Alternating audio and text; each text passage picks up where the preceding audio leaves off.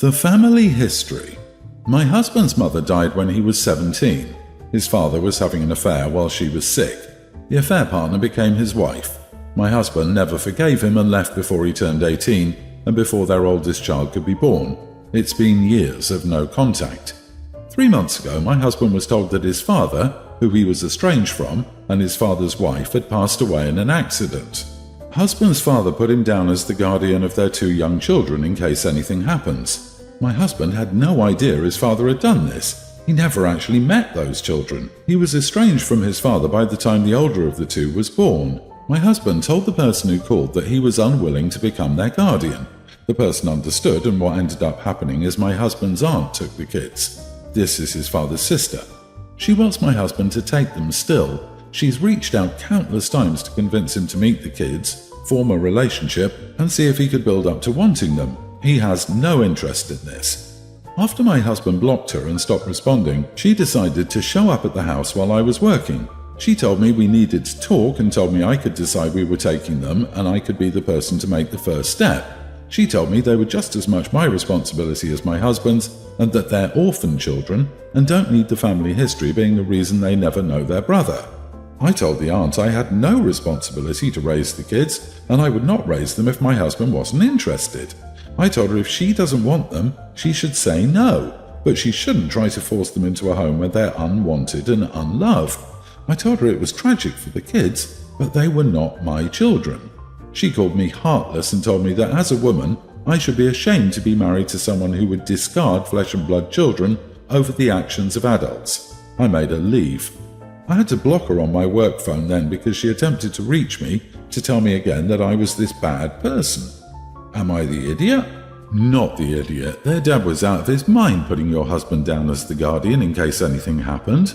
If you're not talking and haven't in years, it follows that they're not going to want to take in kids they've never met. This right here. Dad might as well have left the kids with the stranger, because that's what OP was to him at that point. Completely unacceptable. Why isn't she stepping up as a woman? If the aunt is so concerned, then she can raise them herself. She's saying that they are this guy's flesh and blood.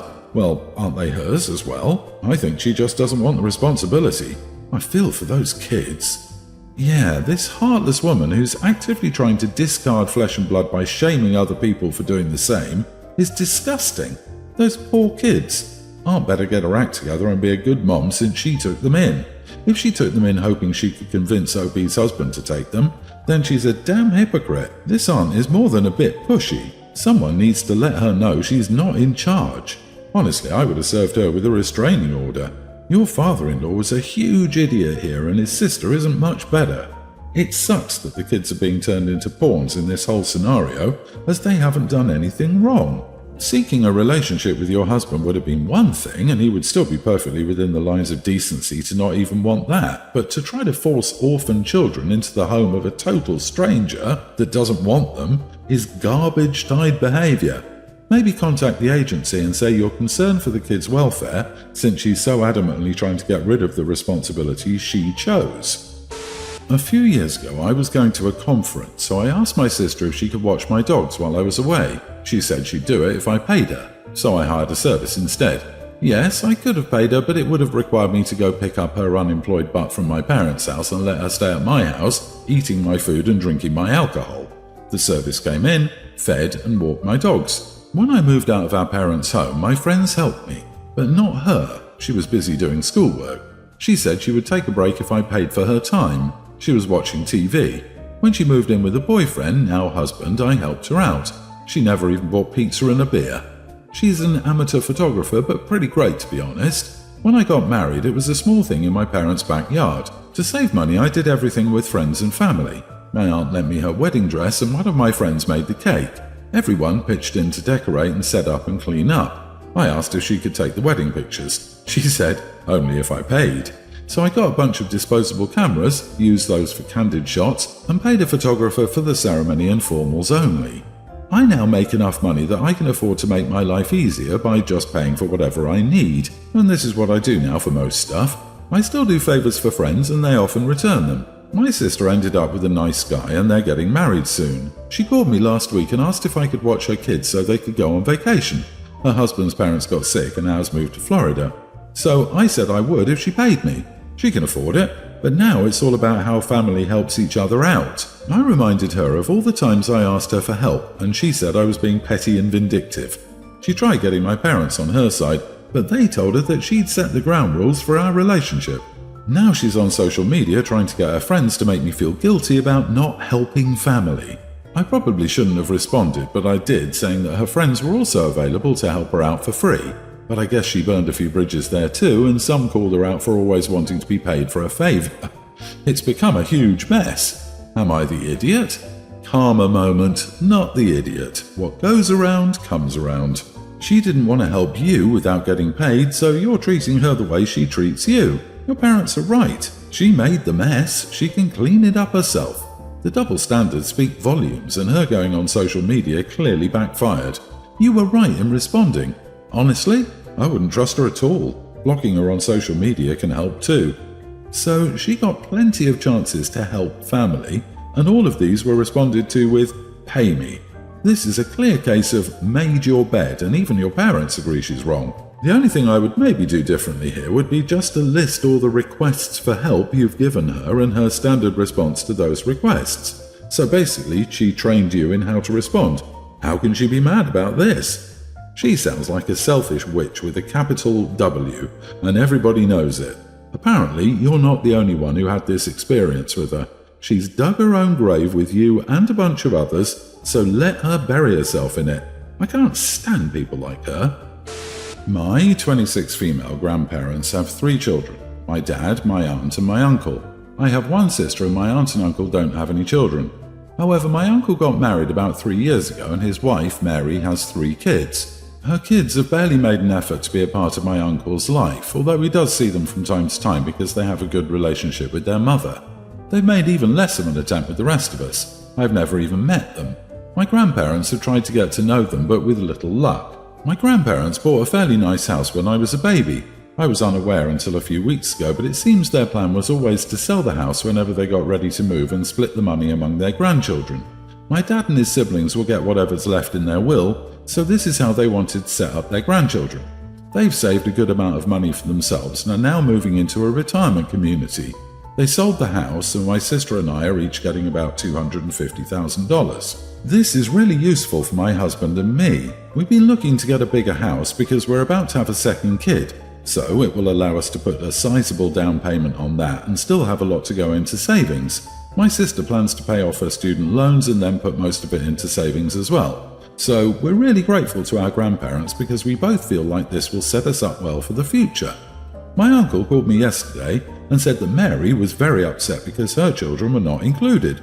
She says that they're my grandparents' grandchildren now too and deserve a cut. My grandparents said it's up to us if we want to share, but they left it to us for a reason. I'm torn because we had plans for that money. If they'd made any effort to be grandchildren to my grandparents, I wouldn't hesitate, but they didn't even meet my grandparents until they were in their late teens, early 20s, and have made little effort since. Am I the idiot if I don't share? Not the idiot, not even a teensy-weensy bit. The audacity of them to even ask. This is what your grandparents want for their grandchildren. Your uncle's wife's children are not their grandchildren. It wouldn't be fair to you and your sibling to suddenly split your inheritance 5 ways instead of half because your uncle married a woman with children a few years ago. That's nonsense. Send them gift cards to Chick-fil-A.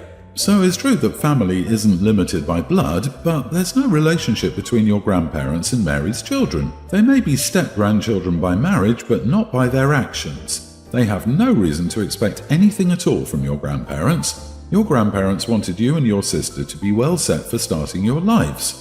You have no reason to change that. Mary's only been in your family for 3 years. She is absolutely 100% wrong to count on something for her kids, and she's 1000% wrong in trying to pressure you for it. She's a gold-digging fortune seeker. Tell her you are honoring your grandparents' wishes, which is the last on this topic. Your uncle is a real jerk for doing this. I'd block him and his wife. I'm nearly adult female, the oldest of 4. My sisters are both special needs with serious health problems, and my brother has severe asthma, which has made his life difficult. Because of all the medical complexities my siblings have, and because many doctors and therapies have been part of their lives for so long, we've never had a lot of money or many great opportunities. My parents take the help they can get, but a lot of stuff has been out of reach for us. We never did extracurricular activities because our parents couldn't afford them. We could only go on school field trips if there was a fund available, and only if it was a few hours versus overnight stuff. As a result, we never go on vacations, and I missed out on a few opportunities over the years that came up. One was the chance to get photos I'd taken for a class displayed at this gallery where they showed talented youth from schools. My parents said we couldn't afford to go and they couldn't leave the kids, so I had to turn it down and my photos weren't displayed because I couldn't be there. The other was the chance to go on vacation with my best friend's family, who'd offered to pay for everything. My parents told me I was needed at home and it was too much money for my friend's family to pay. We disagreed about me getting a job when I started working last year. They didn't love it, but I wanted to have money. I wanted to be able to afford things and do stuff without being told it wasn't in the family budget. Now my brother has been asked to represent his grade at a science fair thing several hours away.